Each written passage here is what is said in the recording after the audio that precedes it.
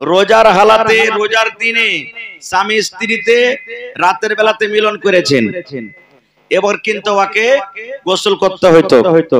আচ্ছা গোসল করব বলে ঘুমিয়ে গেছে, গোসল করব বলে ঘুমিয়ে গেছে। এবার জায়গাছে কখন? ঠিক আর মাত্র 5 মিনিট 10 মিনিট টাইম আছে সাহারি খাওয়ার, তাইলে শেষ হয়ে যাবে টাইম, এরকম টাইমে জায়গাছে। এবার কি করবে? যদি গোসল করতে যায় তো সাহারি খাওয়ার টাইম শেষ হয়ে যাবে, হবে না? হবে না? এবার যদি সাহারি খেয়েছে তো গোসল করা হয়নি, কি করতে হবে?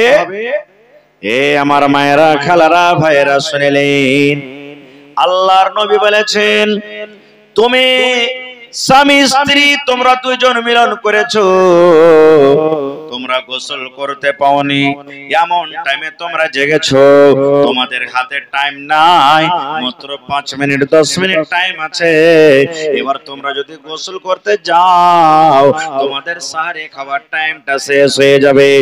ওই মত হালাতে নবী বলেছেন, উম্মত রে তোমরা ওযু করে নাও, আর ওযু করার পর তোমরা সাহারি খেয়ে নাও, ভাত রুটি দুধ ছাদু তোমার বাড়িতে যা আছে তুমি সাহারি খেয়ে নাও, আর সাহারি খাওয়ার পর তুমি ফরজ গোসল করো, আর ফরজ গোসল করার পর তুমি ফজরের নামাজ পড়ো।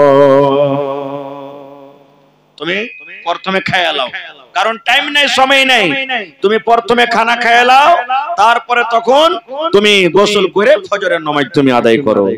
কত মা খালা এটাই বলবে যারা শাস্ত্রী টাইপের মানুষ, কোন কুঢাঙ্গি বাড়ির বউ এসেছে, গোসল করলে না, ই করলে না, ও করলে না, আর এই খানা বানাতে লাগলো, ভাত রান্না করতে লাগলো, এগুলা ভুল কথা, এগুলা গাল দিতে হবে না কেন? কিন্তু হ্যাঁ ডেলি ডেলি আদত বানিয়ে নিতে হবে না। তাহলে যারা মৌলভী সাহেব তো বলে দিয়েছে না, একান্তের হয়ে গেল, এরকম আলাদা কথা, ডেলি ডেলি এটা আদত বানাইতে হবে। তৌফিক দেন, হায়াতে রাখেন, ইনশাআল্লাহ রমজান মাসের রোজা রাখবো। পড়েন ইনশাআল্লাহ, জোরে পড়েন ইনশাআল্লাহ। জি, রোজা আল্লাহ তাবারাক ওয়া তাআলা ফরজ করেছেন, আল্লাহ রোজা ফরজ করে দিয়েছেন।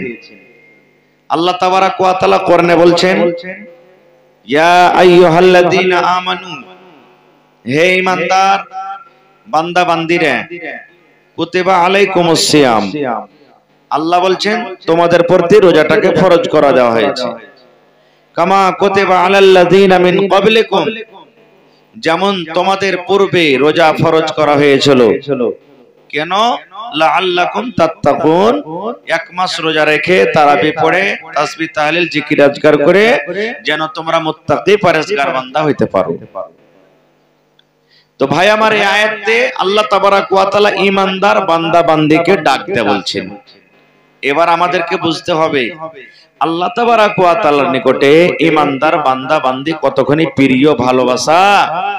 এই ঈমানদার বান্দা বান্দীকে আল্লাহ ডাক দিচ্ছেন, এ আমার ঈমানদার বান্দা বান্দীরা, আমি আল্লাহ তোমাদের প্রতি রোজাটাকে ফরজ করেছি, তোমরা মন খানাকে উদাস করিও না, মন খানটাকে তোমরা ছোট করিও না, যে আল্লাহ এক মাস রোজা আমাদেরকে ভেজাল দিয়েছেন, কারণ তোমাদের আগে যে নবী যে রাসূল এসেছিলেন আমিও তাদের প্রতি রোজাটাকে ফরজ করেছিলাম। কেন? লাআল্লাকুম তাত্তাকুন, এক মাস তুমি বেনামাজি হয়ে থাকলে, এক মাস রমজান রোজা রেখে যেন তুমি নামাজি হইতে পারো। তুমি 11 মাস মদখোর হয়ে থাকলে যেন এক মাস রোজা রেখে তুমি মদের কাজটাকে ছেড়ে দাও। তুমি 11 মাস জুয়াতে, তাসের আড্ডাতে, ব্যভিচারে তুমি কাটালছো, এক মাস রোজা রেখে সমস্ত গুনাহ থেকে যেন তুমি বেঁচে যাও। এই জন্য আমি আল্লাহ তাবারাক ওয়া তাআলা রোজাটাকে ফরজ করেছি। ভাই আমার, আল্লাহ তাবারাক ওয়া তাআলা আমাদেরকে এক মাস রোজা দিয়েছেন। কয় মাস? কয় মাস রোজা দিয়েছেন ভাই? এক মাস আল্লাহ রোজা দিয়েছেন। কিন্তু দাউদ আলাইহিস সালামকে আল্লাহ তাবারাক ওয়া তাআলা 6 মাস রোজা দিয়েছিলেন, 6 মাস রোজা করতেন। দাউদ আলাইহিস সালাম কয় মাস রোজা করতেন? 6 মাস রোজা করতেন। আজকে রোজা করলেন, কালকে ইফতার করে দিলেন, আবার ফের কালকে রোজা, পরশু রোজা করবেন, তারপরের দিন ইফতার করে দিবেন। মানে একদিন পর একদিন, একদিন রোজা করবেন, একদিন ছাড়বেন, একদিন রোজা করবেন, একদিন ছাড়বেন, একদিন রোজা করবেন, একদিন ছাড়বেন। এই রোজাটা কত কঠিন দেখেন, কত কঠিন। এবার রোজা কাকে বলে ভাই, এই জিনিসটা জানা দরকার। আমরা বলি রোজা না রোজা, রোজা কাকে বলে, রোজা কি জিনিস? রোজা বলা হয়েছে সুবহে সাদিক থেকে নিয়ে যখন ফজরের টাইমে একবারে ঢুকে গেল, আজানের টাইম ঢুকলো, সুবহে সাদিক থেকে নিয়ে এদিকে সূর্য ডুবা পর্যন্ত, ইফতারি করা পর্যন্ত হারাম জিনিস থেকে বাঁচতে হবে আর হালাল জিনিস থেকেও বাঁচতে হবে। যেমন এখন এই যে আমরা রোজার এখন মাস চলে না, শাবান মাস চলছে, এখন দিনের বেলাতে আমাদের জন্য খানা পিনা হালাল আছে না হারাম আছে ভাই? জোরে বলেন একটু। হালাল আছে। এবার আমরা যদি পানি পান করি তা আমাদের কি গুনাহ হবে? জোরে বলেন। আওয়াজ ঠিক কেন হবে না? এবার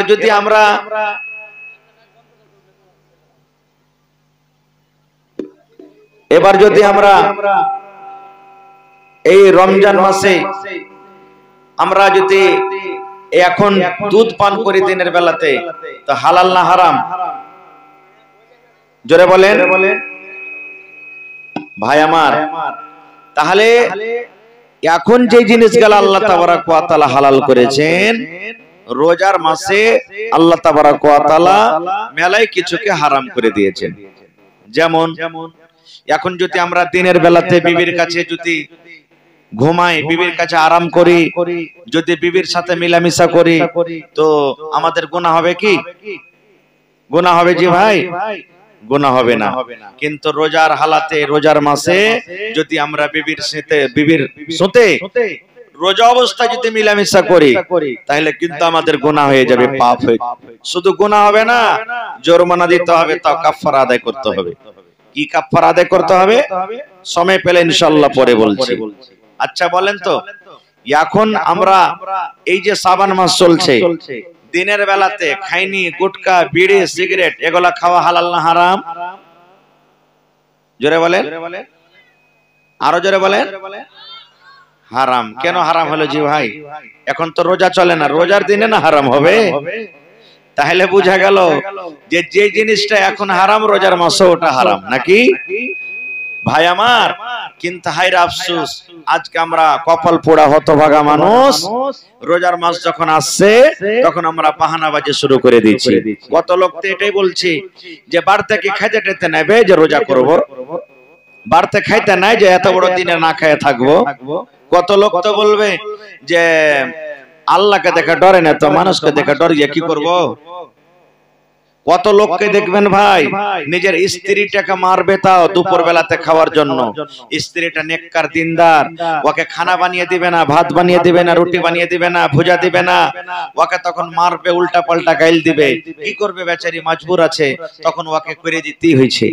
কিন্তু ভাই এরকম মজবুর খবরদার করবেন না রে ভাই, নিজে তো পাপ করছেন, এক গুনাহ করছেন। এই জন্য আল্লাহ তাবারক ওয়া তাআলা যে রমজান মাস আমাদেরকে দিয়েছেন, এই রমজান মাসের ফজিলত অনেক আছে ভাই।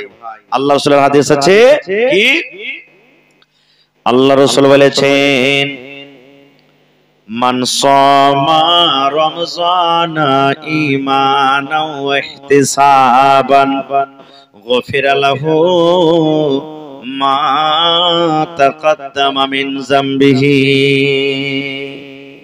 আল্লাহর নবী বলেছেন, এখানে বেটা ছেলেকে শুধু বলা হয়নি, এখানে বেটি ছেলেকে আল্লাহ শুধু বলেননি।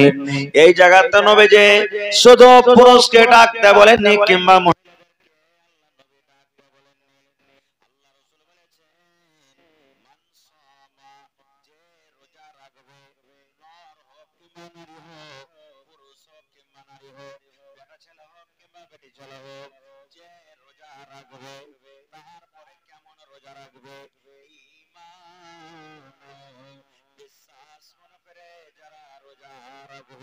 আল্লাহ রাব্বুল আলামিন এক মাস রোজাকে ফরজ করে দিয়েছেন।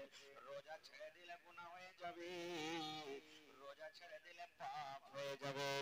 এই বিশ্বাস ইয়াকিন করে যারা রোজা রাখবে, ওয়া ইহতিসাবান এবং নেকি মনে করে রোজা রাখবে, আল্লাহ এক মাস আমি রোজা রাখবো, আল্লাহ তুমি আমার গুনাহকে maaf করে দিও, আল্লাহ রোজা রাখার তুমি আমাকে নেকি দান করিও রব্বুল আলামিন। এই বিশ্বাসে যারা রোজা রাখবে, তাহলে দুটো উদ্দেশ্যতে যারা রোজা রাখবে, এক নম্বর হলো বিশ্বাস করবে আল্লাহ রোজাকে ফরজ করে দিয়েছেন, আমার এটা বিশ্বাস ইয়াকিন রয়েছে।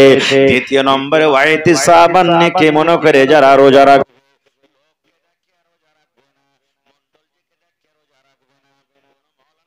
রোজা রাখবে না, আল্লাহ রাব্বুল আলামিনকে রাজি করার জন্য, সন্তুষ্ট করার জন্য রোজা রাখবে। দয়ার রাসূল বলেছেন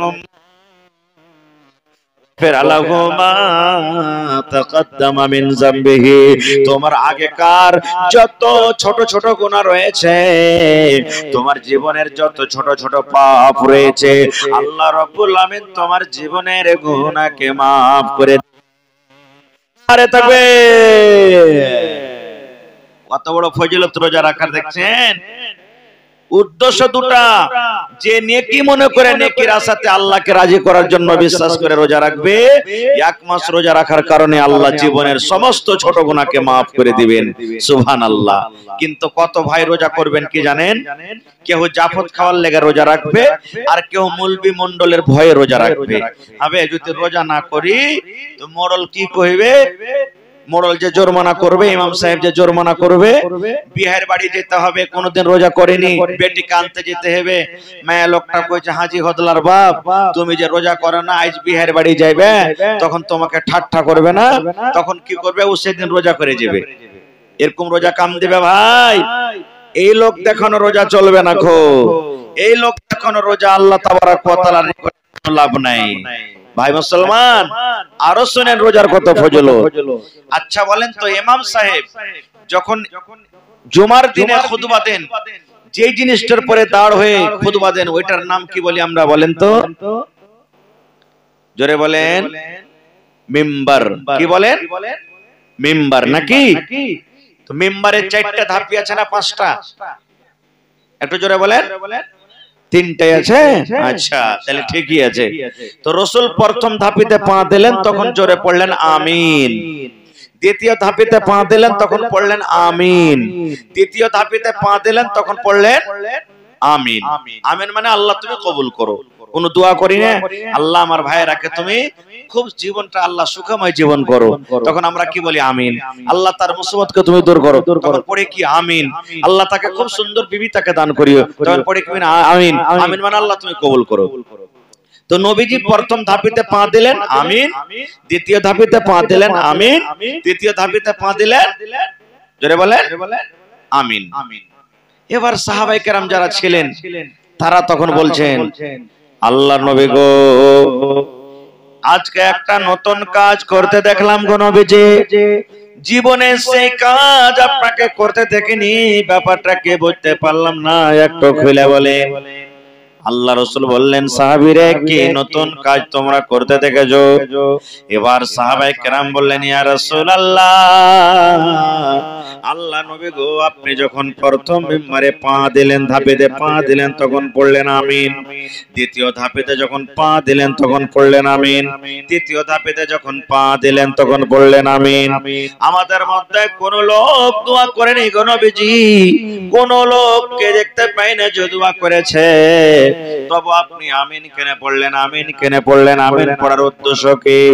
এবার দয়ার রাসূল বললেন, সাহাবীরে, যখন আমি মিম্বারে আমি খুতবা দেওয়ার জন্য আমি উঠছিলাম, আল্লাহর ফেরেশতা জিবরিল আমিন আমার কাছে এলেন, আর আসার পর আমার কানে কানে বললেন, নবী গো,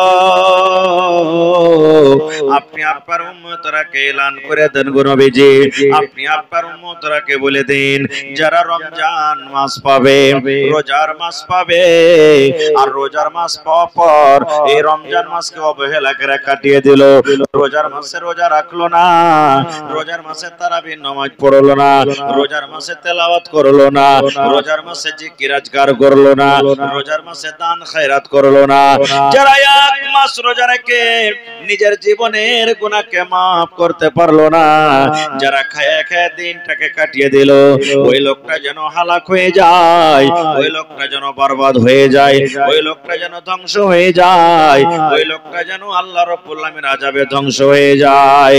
আমি তখন নবী পড়লাম আমিন। আমিন মানে আল্লাহ তুমি কবুল করো। তাইলে মুসলমান কি বুঝতে পারলাম হাদিস থেকে রে নানা জান? এ আমার যুবক ভাইরা যারা রোজা ছেড়ে দিয়েছেন, জেনেলেন আমি দোয়া করলে দোয়া কবুল হয়তো পারে নাও পারে 50-50, কিন্তু আল্লাহর নবী দোয়া করেছেন যে লোকটা রোজা ছেড়ে দিবে, যে লোকটা রোজা রাখবে না, চাহে নর হোক কিংবা নারী হোক, দয়ার নবী তার জন্য বদদোয়া করে গেছেন। জিবরিল ফেরেশতা তার জন্য বদদোয়া করেছেন। তারকে দোয়া কোনোদিন রদ হবে না। তারা যেন ধ্বংস হয়ে যায়, হালাক হয়ে যায়, তারা যেন বরবাদ হয়ে যায়। নারে তাকবীর। শুধু রমজানের ফজিলত নাই, আল্লাহ রাসূল সাল্লাল্লাহু আলাইহি ওয়াসাল্লাম আরো বলেছেন, আল্লাহ রাব্বুল আলামিন জান্নাতে 8 খানা দুয়ার বানালছেন। আজকে আপনি এই মাদ্রাসার ভিতরে ঢুকবেন, ওরে আল্লাহ মাদ্রাসাতে ঢোকার জন্য একটা দুটা দুয়ার আছে, আছে না নাই? কিন্তু নবী বলেছেন উম্মত যেদিন কিয়ামত কায়েম হবে, হাসরের ময়দান হবে, 8 খানা আল্লাহ রাব্বুল আলামিন জান্নাতের দুয়ার করেছেন। মানুষরা আল্লাহর জান্নাতে ঢুকবে, 8 খান দুয়ার আছে। প্রত্যেক দুয়ারের নাম আলাদা আলাদা আছে। কোন দুয়ারের নাম আছে বাবুস সালাহ, কোন দুয়ারের নাম আছে বাবুস যাকাত, কোন দুয়ারের নাম আছে বাবুল হজ। এই করে করে করে প্রত্যেক দরজার নাম আলাদা আলাদা আছে, প্রত্যেক দুয়ারের নাম আলাদা আলাদা আছে। এইবারে নবী বলেছেন উম্মত ওই 8 খানা দরজার মধ্যে একটা দরজার নাম আছে রে আর রায়্যান। আর রায়্যান, আর রায়্যান মানে বাবুর রায়্যান। রায়্যান বলে একটা গেটের নাম, একটা দরজার নাম আছে।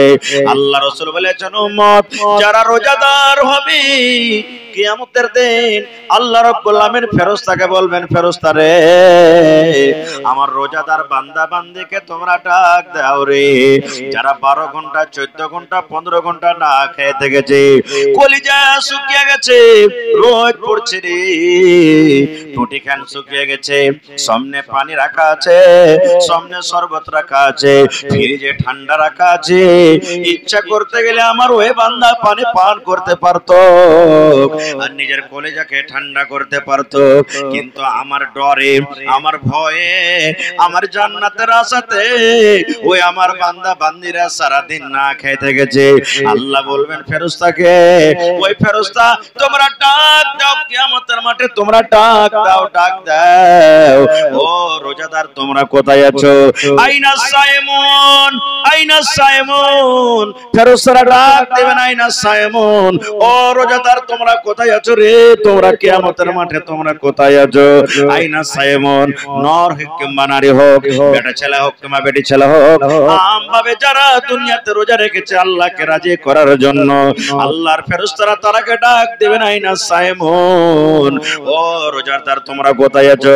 তোমরা এই বাবুর রায়্যান নাম গেট দিয়ে, বাবুর রায়্যান নাম দরজা দিয়ে তোমরা জান্নাতের ভিতরে চলে যাও। সমস্ত রোজাদার জান্নাতের ভিতরে ঢুকবে, জান্নাতের ভিতরে যেতে আছে, যেতে আছে।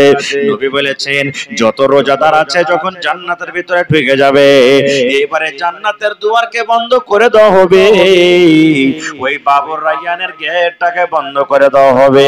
এবার তারপরে যদি কোন লোক বলে আমি রোজা রাখিনি, এই গেট দিয়ে আমি চলে যাব, বন্ধুরে ওই বেরোজাদারের জন্য আল্লাহ রাব্বুল আলামিন ওই রায়্যান গেট কে আর খুলবেন না। নারে তাকবীর। ও মন ঘুমায় না রে,